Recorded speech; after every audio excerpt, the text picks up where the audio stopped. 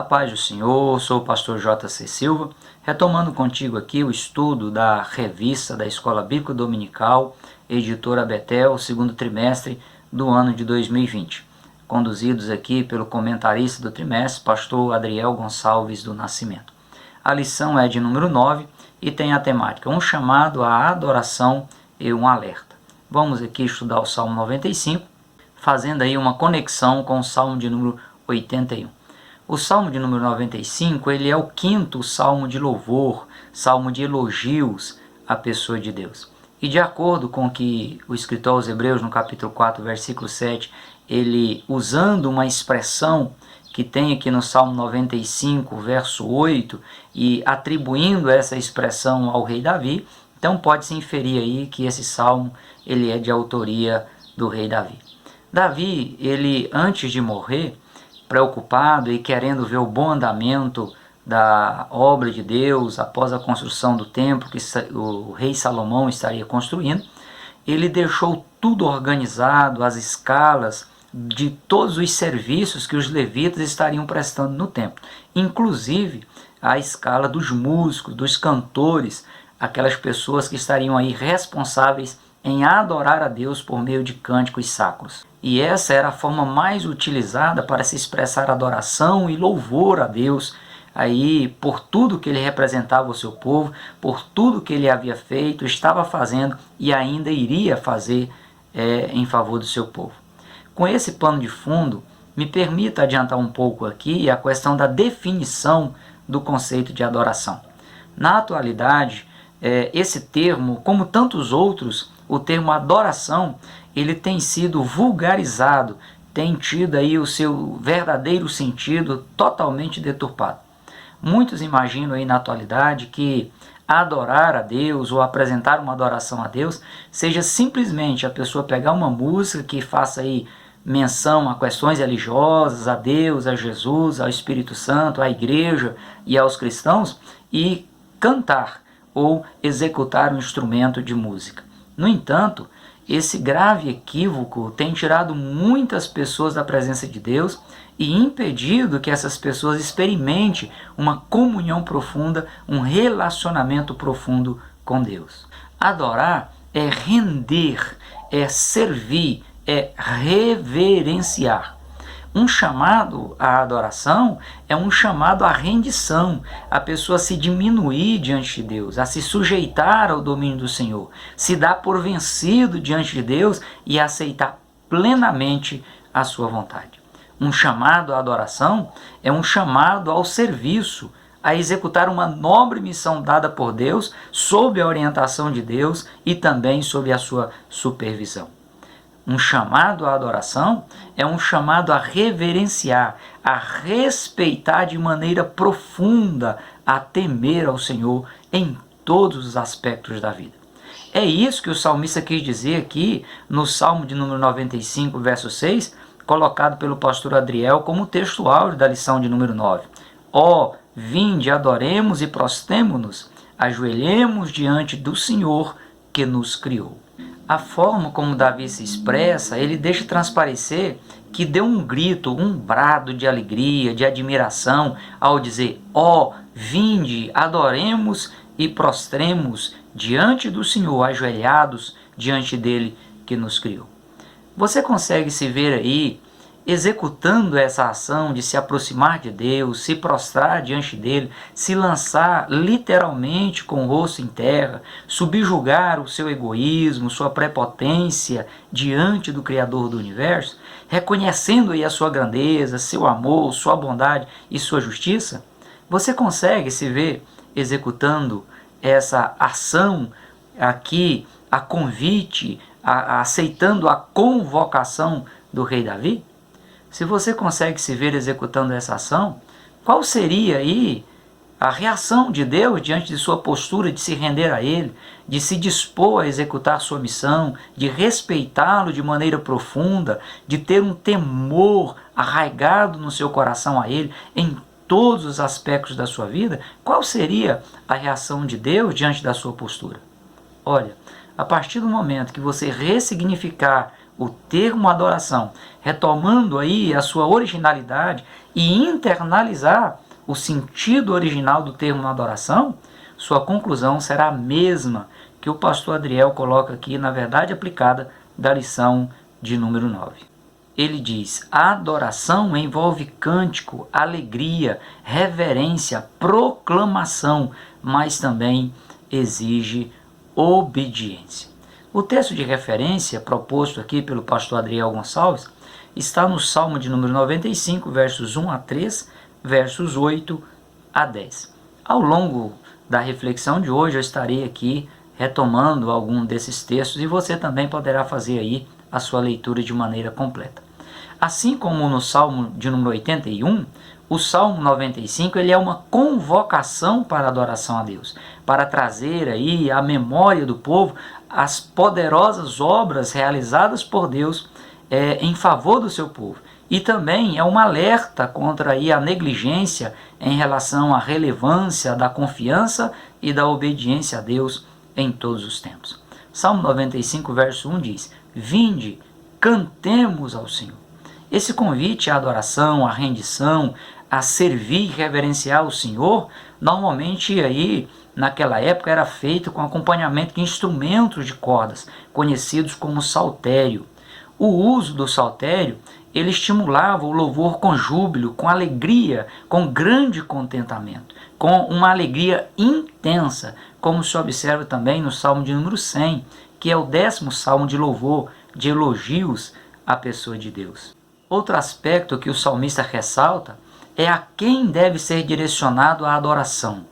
Era ao Senhor e não a quaisquer outros personagens humanos ou seres místicos que alguém queira se colocar como centro da sua adoração. Somente Yahvé deve ser reconhecido como o grande Deus, pois ele está acima de quaisquer outros. Tanto é que, ao convocar o povo para a adoração a Yahvé, Davi ele se utiliza de 7 termos fortes para expressar a importância desse ato. Ele diz: cantemos ao Senhor, jubilemos a rocha da nossa salvação, apresentemos louvor diante da sua face, celebremo-lo com salmos, adoremos, prostremo-nos, ajoelhemo-nos. Diante aqui de tanta ênfase, a pergunta que fica é: qual é o propósito dessa convocação à adoração? Sem dúvida, é reconhecer a soberania de Deus, fortalecer o laço de comunhão, o relacionamento do ser humano com Deus e também anunciar o plano de salvação à humanidade aí por meio do sacrifício de Jesus Cristo. Mesmo que esse último propósito que eu citei para você não esteja explícito aqui no Salmo de número 95, a expressão utilizada aqui nos versos 8 a 10, não endureçais o coração como em Meribá, como no dia da tentação no deserto, quando vossos pais me tentaram, provocaram-me e viram a minha obra, o que elevou a Deus estar aí por 40 anos desgostado com aquela geração e até ter dito que era um povo que erra de coração e que não tinha conhecimento dos caminhos do Senhor. Essa expressão aqui, ela aguça a esperança de uma nova oportunidade de arrependimento e de restauração plena realizada pelo próprio Deus. E dentro do contexto bíblico geral, essa nova oportunidade de arrependimento, essa nova oferta de restauração, ela seria aí realizada por meio do sacrifício vicário de Cristo na cruz do Calvário. Quanto à grandeza e à soberania de Deus, Davi ressalta aqui no verso número 3 que ele está acima de todos os outros deuses. No Salmo de número 95, abordado aqui na lição de número 9, Davi ele apresenta 10 razões para a pessoa adorar a Deus. 3 dessas razões estão aqui no verso número 3, e são 3 nomes pelos quais Deus é conhecido nas Escrituras. O primeiro nome é Yahvé, o Senhor é. O segundo nome, a segunda razão é El, que é uma expressão que se refere ao grande Deus. O terceiro termo é Elohim, um termo comum usado nas escrituras hebraicas, e é o plural do adjetivo de 2 gêneros da palavra Eloar.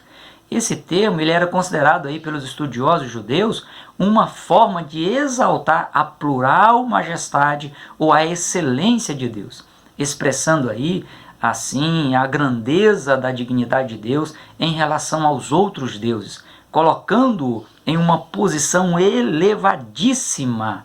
Por isso, somente ele pode ser chamado de Altíssimo, somente ele pode ser chamado de soberano. Apesar de ser comum que outros povos adorassem outros deuses, tanto na antiguidade quanto também na atualidade, e até mesmo ter influenciado alguns judeus e influencia alguns cristãos, alguns servos do Senhor, a se desviar da verdadeira adoração a Deus, Yahvé, ele é infinitamente superior a qualquer outro ser que alguém coloque em posição de ser adorado. Ao longo dos tempos, nós vemos os profetas se esforçarem para convencer as pessoas a abandonar a idolatria, essa prática de adoração a ídolos classificados como deuses. E ainda hoje, muitos ainda continuam nessa mesma prática e continuam impossibilitados de experimentar aí os benefícios da verdadeira adoração, da rendição, do serviço e do temor ao único e soberano Deus do universo. Fica aqui a dica do apóstolo João e também do apóstolo Paulo. 1 João, capítulo 5, versículo 21, João diz: filhinhos, guardai-vos dos ídolos. E Paulo, na sua primeira carta aos Coríntios, no capítulo 10, versículo 14, ele diz: fugir da idolatria. Qualquer coisa que afasta a pessoa de Deus e toma o lugar de Deus no coração da pessoa é um tipo de idolatria, é um tipo de apego excessivo, é um tipo de paixão exagerada. Portanto, tudo isso deve ser abandonado imediatamente para que Yahvé, o Senhor, seja entronizado no seu coração, no coração da pessoa. Outro fator que justifica a adoração, a rendição, o serviço e o temor ao Senhor é que nas suas mãos estão também as profundezas da terra. Essa realidade ela fica explícita quando o salmista diz, no Salmo 95, verso 6, que o Senhor que deve ser adorado é Criador. Tanto o relato da obra criacional em Gênesis capítulo 1 e 2, quanto também o Salmo de número 24, versos 1 e 2, dentre tantos outros textos sagrados, fica claro que do Senhor é a terra e a sua plenitude, o mundo e aqueles que nele habitam, porque ele a afundou sobre os mares e a afirmou sobre os rios. Embora Deus, esse ser soberano, Yahvé, sendo dono de tudo, ele compartilhou de tudo com a sua obra-prima da criação, com o ser humano, simplesmente por sua bondade e por seu amor. Não houvesse nenhuma outra razão. Essa seria mais do que suficiente para que o ser humano o adorasse em espírito e em verdade, como Jesus disse que deve ser feito no Evangelho de João, capítulo 4, versículos 23 e 24.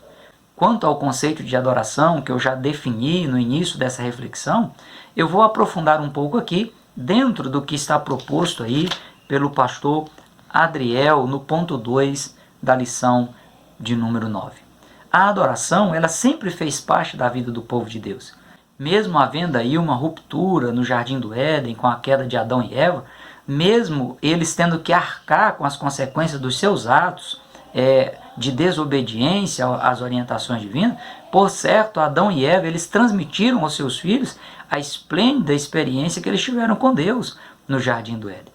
E por meio dessa transmissão oral do conhecimento de Deus, os descendentes de Adão e Eva, eles tiveram também a oportunidade de adorar a Deus, de ter comunhão com o Senhor, ainda que de uma maneira mais restrita. Quando você chega no capítulo 4 do livro de Gênesis, versículo 26, diz que com o nascimento de Enos, filho de Sete, o nome do Senhor começou a ser invocado, dando aí a entender que isso veio a ocorrer de uma maneira mais plena. Mesmo antes de Israel se tornar uma forte nação, Abraão, Isaac, Jacó, dentre outros patriarcas, sacerdotes, profetas, eles foram fiéis adoradores a Deus e transmitiram essa prática aí aos seus descendentes, que continuaram adorando Yahvé, tanto dentro de casa, na adoração doméstica, quanto também em público, por meio aí das grandes festas que eram realizadas, e nós vemos os relatos no Antigo e também no Novo Testamento. Champlin ele afirma que as raízes da adoração bíblica elas devem ser procuradas não nas emoções humanas, mas no relacionamento divinamente estabelecido entre Deus e o homem. Ele afirma que a base da adoração deve ser teológica e não antropológica. Ou seja, Deus ele tem que ser o centro da adoração e não o ser humano, o centro da sua própria adoração.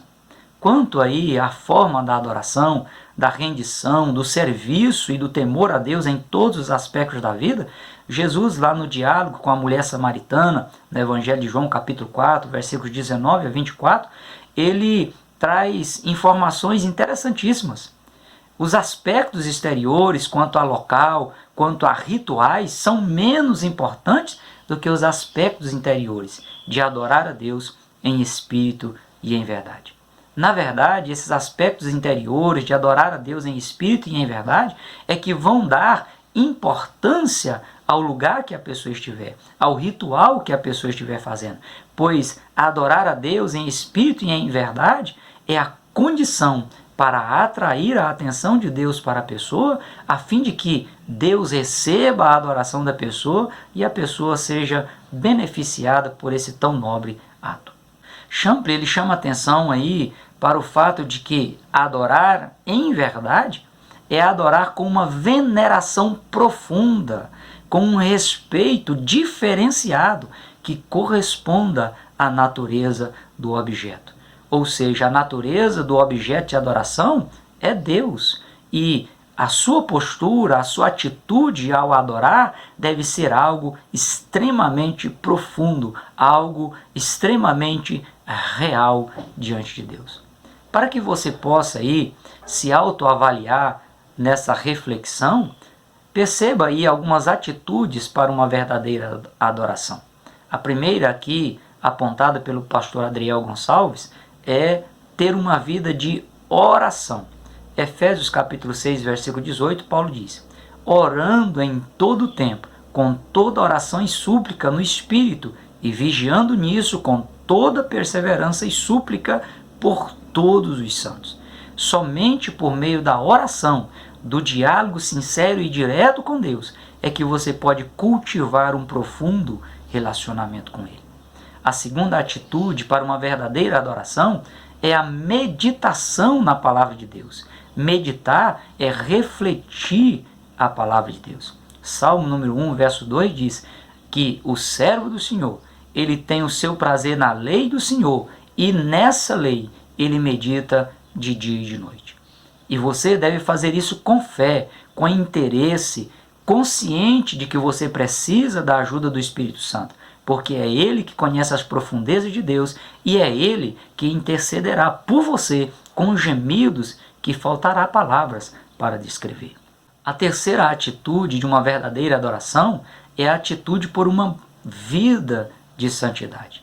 Paulo, escrevendo a sua primeira carta aos Tessalonicenses, no capítulo 4, versículos 3 e 4, ele diz: porque esta é a vontade de Deus, a vossa santificação, que vos abstenhais da prostituição, que cada um de vós saiba possuir o seu vaso em santificação e honra. Nesse processo de santificação, o cristão ele precisa se despojar de tudo que não convém àqueles que estão em Cristo. Deve se revestir aí de atitudes que vão contribuir para o seu aperfeiçoamento no viver para a glória de Deus, de forma que deixe de promover escândalo, seja a pessoas que já se converteram ou pessoas ainda não convertidas ao Senhor. Segundo William Temple, a pessoa só conseguirá adorar a Deus quando ela se submeter de todo o seu ser a Deus, quando ela tomar consciência da sua santidade, quando ela sustentar a sua mente na verdade expressa nas Escrituras, quando ela abrir o coração ao amor incondicional e se render por completo aos propósitos de Deus para a sua vida. Aí é preciso estar atento à palavra de Deus. Ao ser chamado à adoração, à rendição, a se diminuir diante de Deus, a se sujeitar ao domínio do Senhor, se dar por vencido diante de Deus e aceitar plenamente a sua vontade, ao ser chamado ao serviço, a executar a nobre missão dada por Deus sob sua orientação e supervisão, ao ser chamado a reverenciar, a respeitar, a venerar, ou seja, de maneira profunda, a temer o Senhor em todos os aspectos da vida. Você precisa estar alerta, pois se você deixar de observar as instruções sagradas, poderá ser enganado ou se enganar em algum momento. E aí vai desviar o foco da sua adoração, como também o seu propósito de adorador. Veja o que está em 1 Coríntios, capítulo 10, versículo 11. Ora, tudo isso lhes sobreveio como figuras, e estão escritas para aviso nosso, para quem já são chegados os fins dos tempos. E em 1 Coríntios, capítulo 14, versículo 10, Paulo diz que existe tantas espécies de vozes do mundo, e nenhuma delas é sem significação. Somente por meio das Escrituras você conseguirá ouvir a voz de Deus, discernir e atender a voz de Deus. Davi ele coloca aqui no Salmo 95, verso 7, que Ele é nosso Senhor, e nós, povo do seu passo e ovelhas da sua mão. Se hoje ouvirdes a sua voz, ele completa aí no verso de número 8, não endureçais o vosso coração. O alerta do salmista é para que a pessoa que se dispõe a adorar a Deus, ela deva também estar disposta a obedecê-lo. E isto só será possível se você tomar posse do conhecimento de qual é a vontade de Deus para a sua vida. Veja o Evangelho de João, capítulo 10, versículo 4, na parte B. Jesus ele diz que as ovelhas o seguem, porque conhecem a sua voz. Essa é uma realidade e diariamente as ovelhas do Senhor precisam estar atentas à sua voz e segui-lo. O escritor aos Hebreus, no capítulo 3, versículo 18, ele diz que os desobedientes, aqueles que deixarem de atender à voz de Deus, eles não terão oportunidade nem condições de entrar no repouso oferecido por Deus. Na segunda carta do apóstolo João, no verso 6, diz que e a caridade é esta, ou seja, a prova prática do amor cristão é esta, que andemos segundo os seus mandamentos. E este é o mandamento, como já desde o princípio, diz o apóstolo João, ouvistes, que andeis nele. Literalmente, o que Jesus disse, se vós estiverdes em mim, e as minhas palavras estiverdes em vós, pedireis o que quiserdes, e vos será feito. E uma das coisas que você, como adorador, precisa pedir a Deus é que seja livre de toda confusão, que seja livre de todo engano e possa adorar o Senhor em espírito e em verdade. Além de ouvir a voz de Deus, a pessoa também ela não deve endurecer o seu coração, como o salmista diz aqui no verso 8 do Salmo de número 95. Endurecer o coração ocorre quando a pessoa resiste à voz de Deus. Apesar de ouvir a voz de Deus, saber, entender que é Deus que está falando, a pessoa ela se faz de desentendida, continua na direção contrária à vontade de Deus. No entanto, se de fato a pessoa ela escapou da corrupção do mundo, se ela já está liberta do desejo descontrolado voltado à imoralidade, se ela se diz participante da natureza de Cristo, ela precisa refletir em si o caráter de Cristo, pois Cristo é o maior exemplo de obediência. Ele foi obediente aí ao ponto de, achado na forma de homem, ele se humilhou a si mesmo. Ele foi obediente até a morte, e morte de cruz, tomando aí o seu lugar, tomando aí a sua posição, para que você tivesse acesso e liberdade de adorar aquele que é excelso, que é sublime, que é soberano sobre o universo. O fato de estarmos vivendo na dispensação da graça, ou no tempo da graça, como alguns preferem dizer, não dá liberdade à pessoa de se dar aí ao desfrute de querer viver de acordo com suas pretensões pessoais. Mesmo que alguns cheguem a burlar o contexto geral das Escrituras e promover uma ruptura entre o Antigo e o Novo Testamento, o caráter cristão ele vai ficar comprometido. a pessoa vai deixar de fazer parte da natureza divina e automaticamente, inevitavelmente, ficará descredenciada a ser participante da glória de Deus.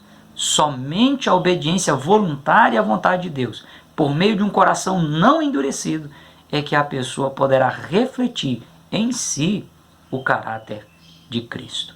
Esse chamado à adoração, à rendição, ao serviço e temor a Deus em todos os aspectos da vida, encontrado aqui no Salmo de número 95, tem uma relação profunda também com o que está no Salmo de número 81, que é o segundo salmo de oração escrito pelo salmista Asaf, que era um dos líderes do coro levítico no templo construído por Salomão. O Salmo de número 81, ele também inicia convocando o povo à adoração. Ele apresenta 6 feitos extraordinários realizados por Deus como motivos para que Deus seja adorado por seus servos. Além disso, ele também alerta quanto aos riscos da desobediência à vontade de Yahvé. Esses 2 salmos são muito importantes, pois diariamente, ainda hoje, cada pessoa precisa manter o interesse, a disposição em viver de acordo com a vontade de Deus, de forma extremamente feliz, ao lembrar as obras do Senhor, ao lembrar as maravilhas do Senhor em prol aí dos seus servos. A minha oração, ao finalizar aqui a reflexão do Salmo 95, fazendo essa conexão com o Salmo de número 81, é que você possa se dispor a atender essa convocação à adoração e também esteja alerta para ter condições de continuar obedecendo ao Senhor de maneira incondicional e de forma espontânea. Se disponha a escutar o que Deus, o Senhor, está querendo te dizer, porque Ele falará de paz a você, ao seu povo, aos seus santos, contando aí que não voltem à loucura. Certamente que a salvação estará perto de ti, como também daqueles que temem o Senhor, para que a glória habite em vossa terra. Assim, a misericórdia e a verdade de Deus vos encontrarão, a justiça e a paz vos beijarão, a verdade brotará na vossa terra, e a justiça olhará desde os céus. Também o Senhor dará o bem, e a vossa terra dará o seu fruto. A justiça de Deus irá diante de você. E Yahvé, Ele te fará andar pelos caminhos abertos pelos seus próprios passos. É necessário você estar 100% na dependência de Deus, com essa postura de querer se render ao Senhor, servir ao Senhor e temer também ao Senhor em todos os aspectos da sua vida. Faça isso e a glória de Deus será sobre você.